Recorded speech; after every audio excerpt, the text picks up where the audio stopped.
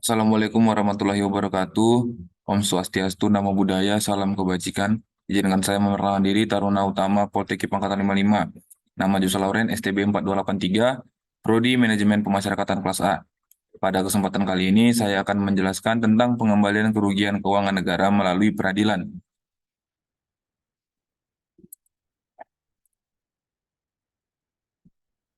Baik, dari pendahuluan terlebih dahulu. Yang pertama, apakah itu kerugian negara? Menurut Undang-Undang Nomor 1 Tahun 2004 tentang Perbendaharaan Negara, kerugian negara adalah kekurangan uang, surat berharga, dan barang sebagai akibat perbuatan melawan hukum, baik sengaja maupun lalai.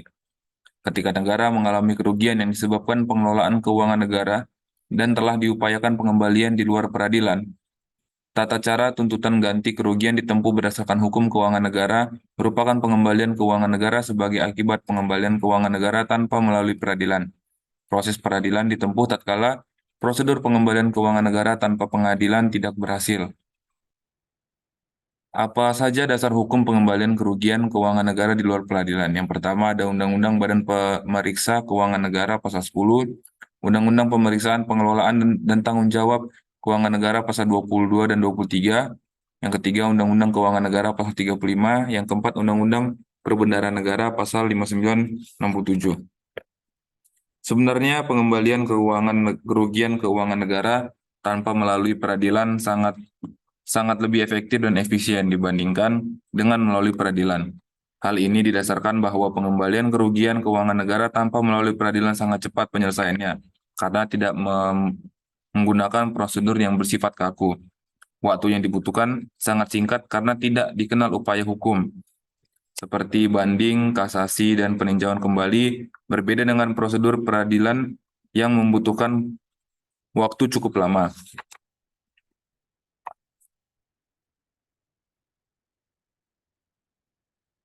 Kemudian ada instrumen prosedur melalui peradilan pidana. Prosedur melalui peradilan didasarkan pada tiga instrumen, yaitu yang pertama ada hukum pidana, ada hukum administrasi negara, yang ketiga ada hukum perdata. Ketiga instrumen hukum tersebut mengandung prosedur yang berbeda berdasarkan substansi yang dikandungnya. Perbedaan prosedur bukan merupakan hambatan atau kendala untuk mengembalikan kerugian keuangan negara karena substansi hukum itu yang menyebabkan timbulnya perbedaan dalam penerapannya di pengadilan termaksud.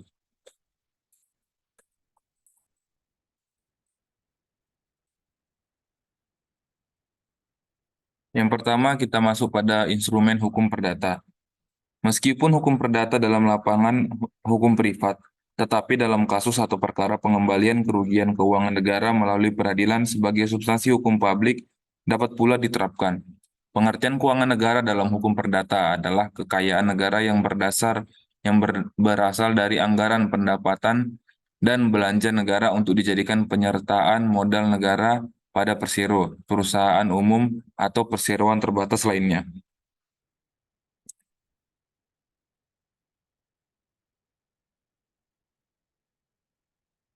Untuk lebih memahami hal ini, diharapkan mendalami Undang-Undang Nomor 19 Tahun 2003 tentang Badan Usaha Milik Negara, Undang-Undang Badan Usaha Milik Negara, dan Undang-Undang Perseroan Terbatas. Ketika timbul kerugian keuangan negara akibat dari pengelolaan yang dilakukan oleh persero dan atau perum serta perseroan terbatas lainnya, negara berupaya untuk mengembalikan kerugian keuangan negara tersebut. Dalam upaya pengembalian kerugian negara melalui peradilan, berarti negara harus menempuh penyelesaian berdasarkan instrumen hukum perdata, termasuk hukum acara pidana. Pengembalian kerugian keuangan negara melalui peradilan boleh dilakukan bersamaan dengan pengembalian kerugian keuangan negara di luar pengadilan dengan didasarkan beberapa pertimbangan. Yang pertama, pengembalian kerugian keuangan negara melalui peradilan dengan pengembalian kerugian negara di luar peradilan memiliki prosedur yang berbeda. Yang kedua, kerugian negara yang dikembalikan di luar peradilan bukan merupakan sanksi atau hukuman, melainkan hanya bersifat pengganti atas kerugian negara yang ditetapkan oleh atasannya atau badan pemeriksa keuangan. Yang ketiga, kerugian negara yang dikembalikan melalui peradilan merupakan sanksi atau hukuman berupa denda yang dijatuhkan oleh pengadilan atau Komisi Pemberantasan Korupsi.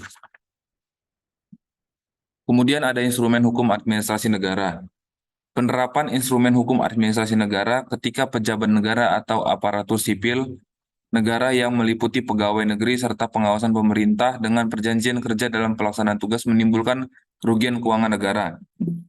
Contoh kasusnya dapat kita lihat pada eh, kasus Insinyur Akbar Tanjung selaku Menteri Sekretaris Negara Mensesnek yang didakwa melakukan delik korupsi karena dianggap merugikan keuangan negara. Dalam hal ini, keuangan Bulog sebesar 40 miliar rupiah. Ketika kasus ini diajukan kasasi kepada MA, ternyata diadili dengan menggunakan instrumen hukum administrasi negara.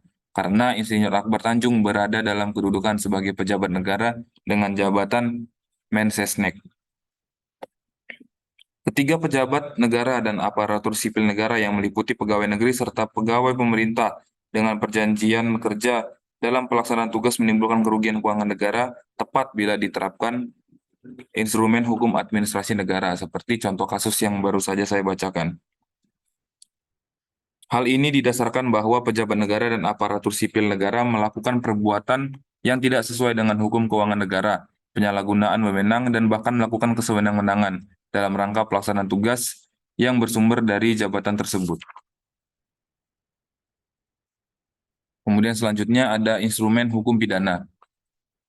Instrumen hukum pidana yang terkait dengan pengembalian kerugian negara melalui peradilan perundang-undangan pemberantasan tindak korupsi.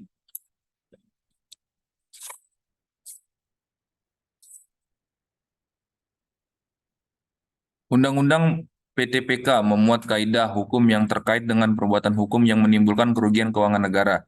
Perbuatan hukum tersebut memerlukan penyelesaian secara tepat tanpa melanggar HAM bagi pengelola keuangan negara sebagai pelaku delik korupsi. Misalnya, kaidah hukum dalam Undang-Undang PTPK yang berkaitan dengan kerugian keuangan negara sebagai berikut, yaitu Pasal 2 Ayat 1 UU PTPK, yang berisi setiap orang yang secara melawan hukum melakukan perbuatan memperkaya diri sendiri atau orang lain atau suatu korporasi yang dapat merugikan keuangan negara atau perekonomian negara, dipidana dengan pidana penjara seumur hidup atau pidana penjara paling singkat 4 tahun dan paling lama 20 tahun, dan denda paling sedikit 200 juta rupiah dan paling banyak 1 miliar rupiah. Kemudian pasal 2 ayat 2 Undang-Undang Pemberantasan Tindak Pidana, ya, dalam pemberantasan tindak pidana korupsi. Dalam hal tindak pidana korupsi sebagai dimaksud dalam ayat 1 dilakukan dalam keadaan tertentu, pidana mati dapat dijatuhkan. Kemudian ada pasal 3 Undang-Undang Pemberantasan Tindak Pidana Korupsi yang berisi setiap orang dengan tujuan untuk menguntungkan diri sendiri atau orang lain atau suatu korporasi menyalahgunakan kewenangan, kesempatan, atau sarana yang ada padanya karena jabatan atau kedudukan yang dapat merugikan keuangan negara atau perekonomian negara, dipidana dengan pidana penjara seumur hidup atau pidana penjara paling singkat 1 tahun dan paling lama 20 tahun, dan atau denda paling sedikit 50 juta rupiah dan paling banyak 1 miliar rupiah. Dalam penjelasan umum, UU PTPK ditegaskan bahwa keuangan negara adalah seluruh kekayaan negara dalam bentuk apapun, yang dipisahkan atau tidak dipisahkan, termasuk di dalamnya karena segala bagian kekayaan negara dan segala hak dan kewajiban yang timbul. Karena yang pertama, bagian A berada dalam penguasaan, pengurusan, dan pertanggungjawaban pejabat lembaga negara baik di tingkat pusat maupun di daerah. Yang B berada dalam penguasaan, pengurusan, dan pertanggungjawaban BUMN atau BUMD, yayasan, badan hukum, dan perusahaan yang menyertakan modal pihak ketiga berdasarkan perjanjian dengan negara.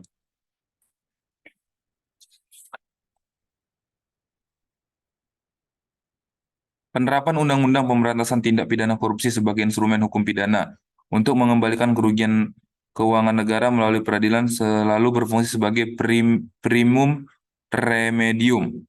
Pengembalian keuangan negara yang dilakukan pejabat negara, bendahara, pegawai negeri, bukan bendahara, atau pejabat lain dalam proses peradilan bukan merupakan sanksi hukuman, melainkan kewajiban yang harus dilaksanakan agar keuangan negara tetap berada dalam keadaan semula. Pengembalian kerugian keuangan negara yang dilakukan tidak menghapus pidana bagi pelaku delik korupsi. Pengembalian kerugian keuangan negara hanya merupakan faktor yang meringankan dan wajib dipertimbangkan dalam penjatuhan sanksi atau hukuman bagi terdakwa yang didakwa melakukan delik korupsi. Sebenarnya bukti pengembalian kerugian keuangan negara yang berada di tangan pelaku berfungsi sebagai barang bukti ketika didakwa melakukan delik korupsi. Lain halnya tatkala putusan peradilan Yang memutus delik korupsi membebani kewajiban kepada terpidana untuk membayar uang, mengembalikan kerugian negara, atau membebani kewajiban untuk membayar uang pengganti pada hakikat merupakan sanksi pidana. Dalam arti, hal itu tidak boleh dikategorikan sebagai pengembalian kerugian keuangan negara untuk dipertimbangkan menjadi faktor meringankan kepada pelaku delik korupsi. Sekian presentasi dari saya. Terima kasih.